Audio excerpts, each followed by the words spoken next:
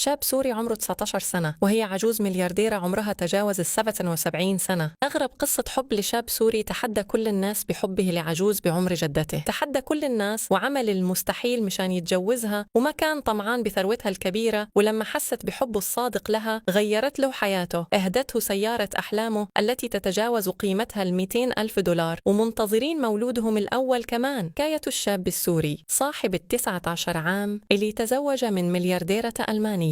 ما حقيقة هذه القصية الغريبة والفريدة من نوعها؟ وكيف تزوجها وهي أكبر منه بأكثر من 57 سنة؟ صور وفيديوهات رومانسية بينها الثنائي المميز والفريد من نوعه باتت حديث الجميع عبر منصات التواصل الاجتماعي. الجميع في استغراب كبير، كيف صار هيك؟ وهل الشاب السوري طمعان بثروتها؟ وشو السر اللي بخلي الشاب بأول العمر سعيد بحياته مع امرأة أكبر منه بأكثر من 57 سنة؟ انتشرت في الفترة الماضية العديد من الفيديوهات الطريفة لشاب في بداية العمر مع امرأة مسنة فاحشة الثراء، حيث إن الشاب السوري أثبت للجميع عن حبه الصادق للامرأة المسنة وعن عدم طمعه بثروتها الفاحشة، حيث صرح قائلاً إنه يحبها عن حقيقة وأنه عوضها عن كثير من الحاجة. ولما تأكدت من حبه لها وأنه ليس مثل إمثاله السابقين الذين استغولها بسبب ثروتها الفاحشة، عبرت له عن حبها بأهدائه العديد من الهدايا الغالية وغيرت حياته بأهدائه. سيارة أحلامه بقيمة أكثر من $200,000، لكنه رفض في البداية لكي لا يقال أنه تزوجها من أجل المال، لكنها أصرت على قبوله للهدية وأهددته أيضاً منزل فارغ جديد لعيش حياة أفضل مع بعضهن البعض، حيث قال الشاب السوري إنه تعرف عليه بالصدفة، ومع الوقت بينهم وجد بداخلها فتاة أحلامه والمواصفات التي يحلم بها في شريكة عمره، حيث أن قصة حبهم أصبحت حديث مواقع التواصل الاجتماعي بعد أن توجوا قصتهم بالزواج، حيث باتوا يظهروا بفيديوهات قصيرة عبر تطبيق التيك توك مظهرين حبهم للجميع في حياتهم الفارهة. نهار احتفالهم بالأعياد، إمثال عيد الحب وعيد رأس السنة، وهم الآن منتظرين مولودهم الأول. ولكن الحقيقة الصادمة إن الشاب ليس سوري الجنسية، وأن المرأة المسنة ليست بحبيبته، وأنهم فعلوا كل ذلك فقط للحصول على الشهرة عبر منصات التواصل الاجتماعي، حيث أن اسم الشاب ليس عمار مثل ما تم متداولته عبر منصات التواصل الاجتماعي، وأن اسمه الحقيقي هو جوزيف، وهو حفيد الامرأة المسنة التي تظهر معه في الفيديوهات. ولكن الشيء الحقيقي في هذه القصة الغريبة هو فرق العمر بينهم